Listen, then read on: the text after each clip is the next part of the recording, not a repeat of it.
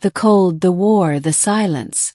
In the year 2391, Earth had long abandoned the idea of isolation. Humanity had spread like wildfire through the Orion Spur, colonizing moons, mining gas giants, and tentatively joining the intricate web of interstellar diplomacy. But no matter how far humans ventured, one constant remained: conflict. The Scar-Thren War was not the first interstellar war humans had fought, but it was the longest. The Scar, tall, gray-skinned, sinewy beings with bioluminescent veins and too many joints, were not evil. They were desperate. A dying star had left their home system in darkness, and the refugee fleets that escaped were met with suspicion wherever they landed. The war had dragged on for 12 years, until every side forgot who fired the first shot. Captain Elian Voss was one of the many human officers hardened by those 12 years. A veteran of orbital sieges and subterranean raids. He carried the fatigue of war in his spine, the memory of comrades in his silence. When the armistice was signed, Voss was among the first assigned to the reconciliation effort, a humanitarian and political project aiming to repair relations with the Scar. He hated the word effort. It sounded too neat, too civilized for the brutality of it all. His new posting was on Dar the Prime, a freezing terraformed moon where human and Scar scientists were meant to collaborate on restoring Scar biosystems. Instead, they mostly ignored each other. Until Voss met Thren. Tooth, the alien with no tribe. Thren was a Scar war veteran, identifiable not just by his jagged scars, but by the way he moved. Graceful but always tense, like a blade coiled to strike. His rank had once been something akin to Bladeshade, a role combining warrior and tactician, a poet of violence. Now he shoveled protein gel blocks into soil enrichers. A war hero demoted to laborer. Voss first noticed him during a storm. A solar flare had disabled power to the Western Dome, and Voss went to oversee emergency heat distribution. He found Thren sitting alone in the snow, humming. "You'll freeze," Voss said, exhaling fog. "I was forged in the void between stars," Thren replied without looking. "This cold only remembers me." It should have sounded arrogant. Instead, it sounded like surrender.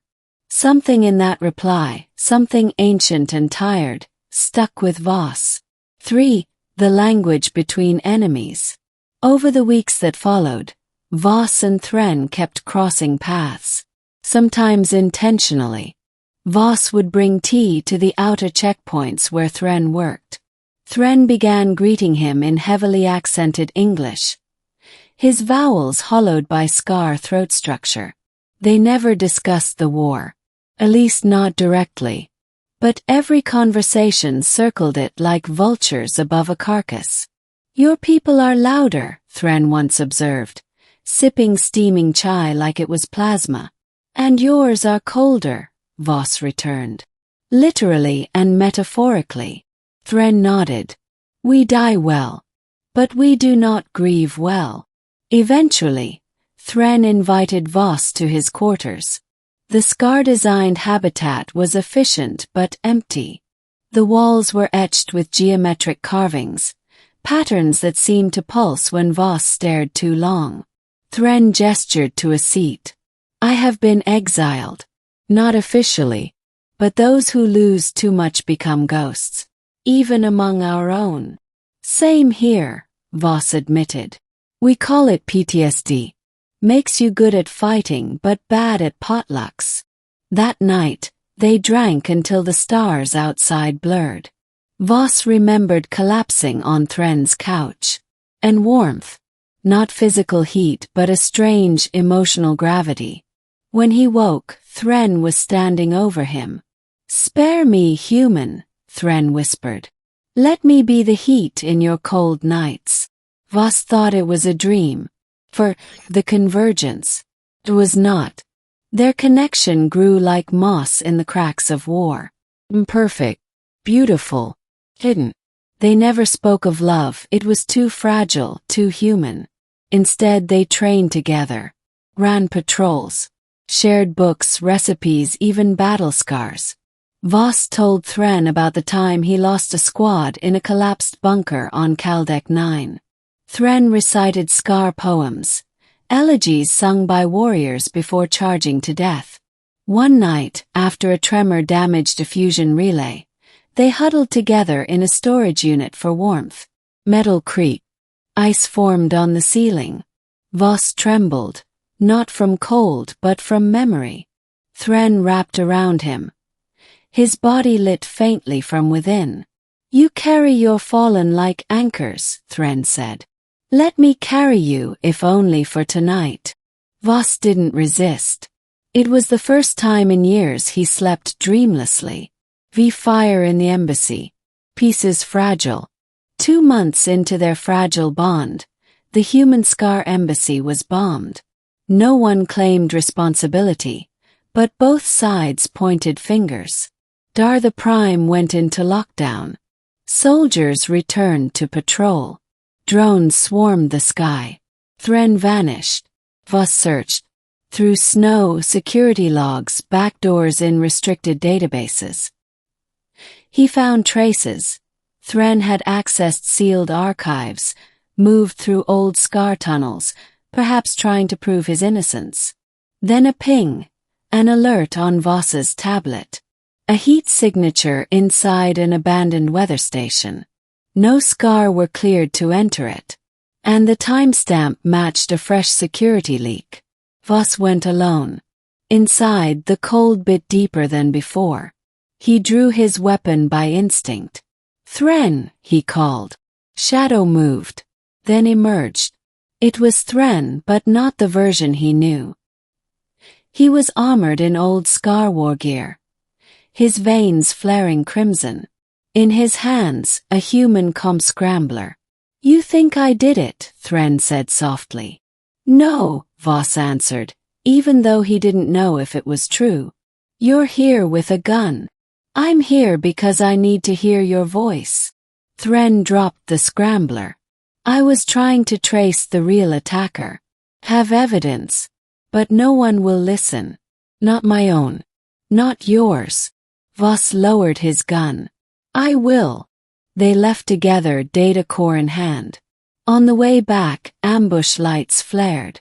Human Marines. "Step away from the Scar." Voss stood in front of Thren. "Captain, you are out of protocol." "I'm following older orders," Voss said.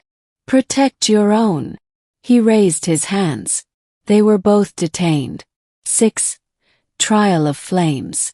The next weeks blurred into interrogations, hearings, and threat assessments. The data Thren recovered pointed to a rogue mercenary cell exploiting tensions. Third-party instigators. Publicity was carefully managed. The Joint Command couldn't risk a truth that made them look incompetent. Voss was cleared. Thren wasn't. Instead, he was offered a choice: permanent exile to the outer systems, or return to Scar territory as a civilian under supervision. Both were cages. Voss barged into the hearing, unauthorized. "Let him stay on Earth. With me." The council hesitated. Thren stood. "I ask not for mercy, only for warmth, in the form of human madness." Laughter rippled. But something changed. The request was granted. 7. The Fire and the Future. Years passed. Voss and Thren settled in Patagonia, where the wind screamed and the nights bit sharp. They raised hybrid crops and mentored former soldiers.